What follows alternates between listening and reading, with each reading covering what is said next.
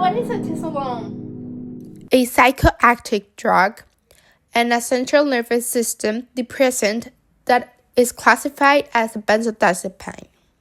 Atisolone was originated in 1983 in Japan, actually as a treatment for anxiety and sleep disorders such as insomnia and to induce muscle relaxation. While this drug is classified as a Schedule 4 in countries such as Italy, India, and South Korea, it is classified as a Schedule 1 in the United States. But how does this substance act? Well, atisolone is a full agonist of the GABA A receptors.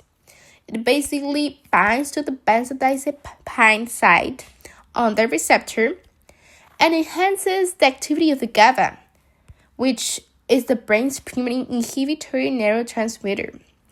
So it increases chloride ion transmission into the neuron by facilitating the chloride channel's openings. So this slows down brain signals, leading to sedative effects and muscular relaxation. But why it is considered a drug of abuse? Well, since 2012, atisolone have begun to spread to the illicit drug market. And according to the DEA, there are no legitimate distribution networks for this substance within the United States. It is likely to be a biphasic compound. In simple terms, it's considered a high-risk drug due to key factors. It's easy online access, short-acting effects that lead to a repetitive use. Users combine it with other substances, and it's easy oral administration. And obviously, its sedative, behavioral, and hypnotic properties. According to the DEA, atisolone might be abused from young people to elderly adults. Probably people who struggle with anxiety or PTSD, post-traumatic stress, disorders, panic attacks, for people who struggle with an addiction, people who already are into drugs. Between the 2020 and the 2021, 496 positive blood tests for atisolone. That's a lot. It were mostly in the US and Canada. Some of the side effects are drowsiness, memory issues, slower thinking, increased anxiety, muscle relaxation and incoordination, sleeping issues, and clotting consistency, which is also called mental fog. According to the National Center of Biotechnology Information, this refers to a mental state of confusion and lower concentration. It decreases the rates of breathing, the heart rate, blood pressure.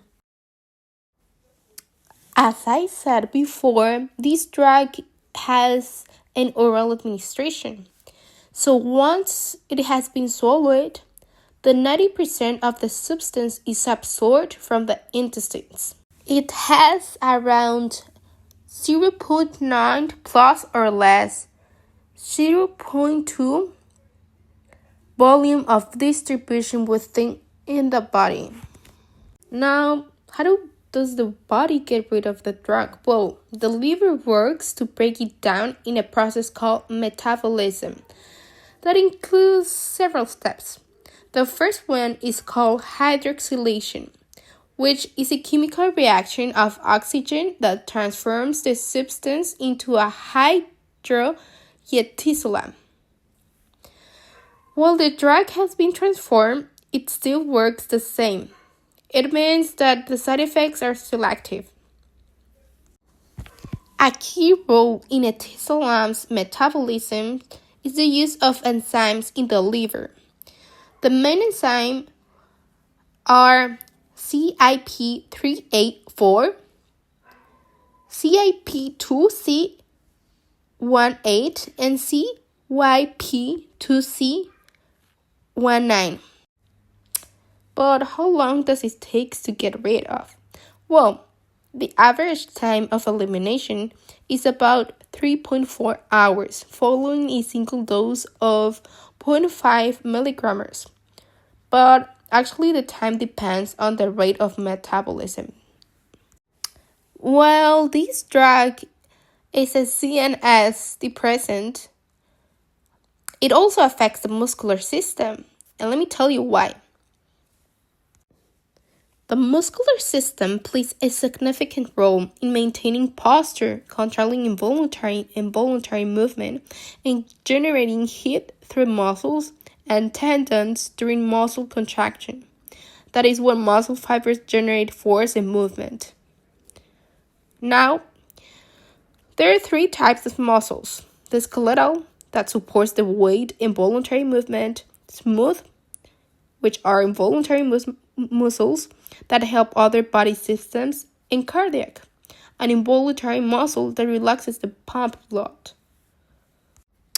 So, ethisolam produces a decrease in the neuronal activity, including neurons that control muscle movements.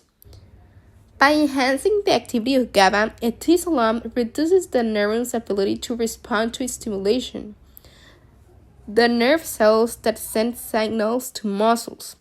This leads to muscle relaxation, which could be a good for spasms or tensions in your body, but an excessive use of the drug can affect motor coordination and reaction to stimulation.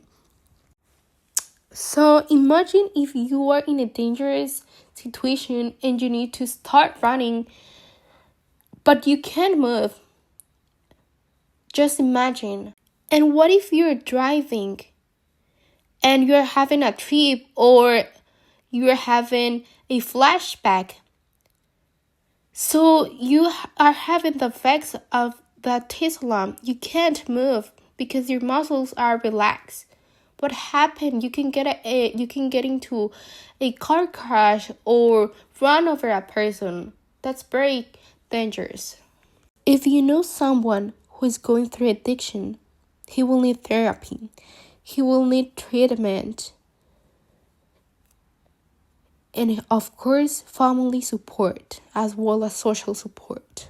Be careful. Say no to drugs.